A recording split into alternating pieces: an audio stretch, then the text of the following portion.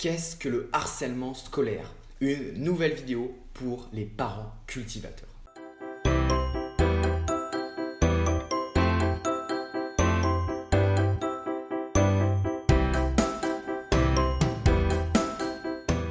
Alors, dans cette vidéo, je vais prendre un petit peu de recul sur la question et m'intéresser un petit peu aux dynamiques psychologiques qui se jouent dans la cour de récré, histoire qu'on comprenne un petit peu mieux ce qui se passe et pourquoi certains enfants subissent des moqueries ou du harcèlement scolaire.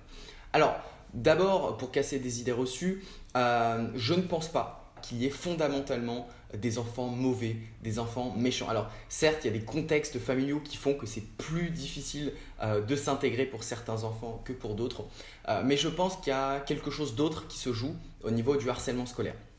Alors ce qu'il faut comprendre dans la cour de récré, c'est qu'il y a des jeux de pouvoir. Il y a beaucoup de jeux de pouvoir. Il suffit de le voir en primaire ou au collège où il y a comme des hiérarchies. C'est-à-dire qu'il y a des groupes qui sont entre guillemets populaires, des groupes qui sont un petit peu plus communs et des groupes un petit peu plus de losers. C'est comme ça, il y a des hiérarchies finalement dans beaucoup de cours de récré. Il suffit de voir un petit peu les films américains pour s'en rendre compte. Évidemment, le harcèlement scolaire peut prendre de nombreuses formes et il peut toucher de manière plus ou moins importante les enfants qui le vivent selon leur confiance en eux, selon leur contexte familial, selon leur vécu tout simplement.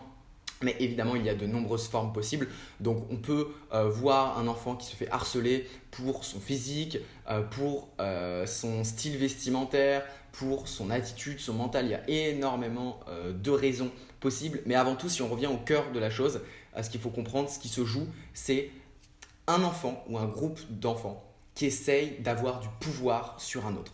Voilà, c'est tout. Le harcèlement scolaire, c'est ça. C'est un groupe d'enfants ou un enfant qui essaye d'avoir du pouvoir sur un autre. Je m'explique.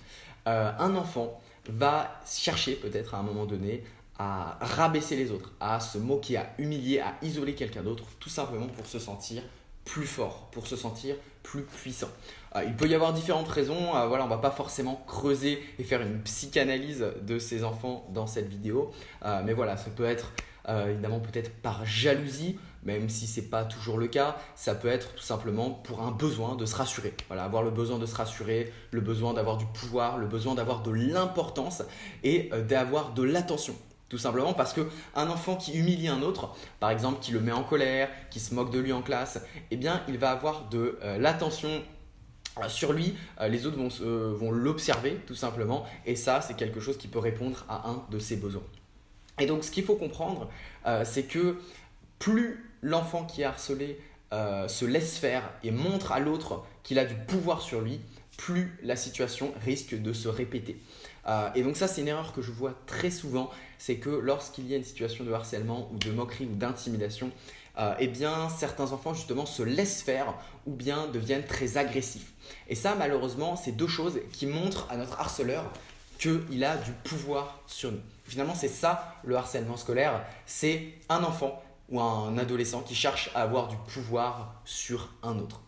Et donc, le but du jeu, ça va être de très rapidement, le plus rapidement possible, casser finalement ce schéma, casser ce rapport de force pour mettre fin aux attaques, mettre fin au harcèlement scolaire. Voilà. Le harcèlement d'ailleurs n'a pas lieu seulement dans les écoles, il peut évidemment toucher les adultes au travail ou dans d'autres contextes.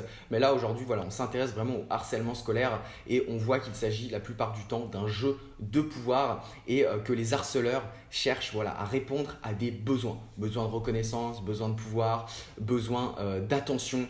Et pour ça, c'est la solution qu'ils ont trouvée. Il y en a évidemment beaucoup d'autres et il y a plein d'autres façons évidemment d'avoir de la reconnaissance et de l'attention.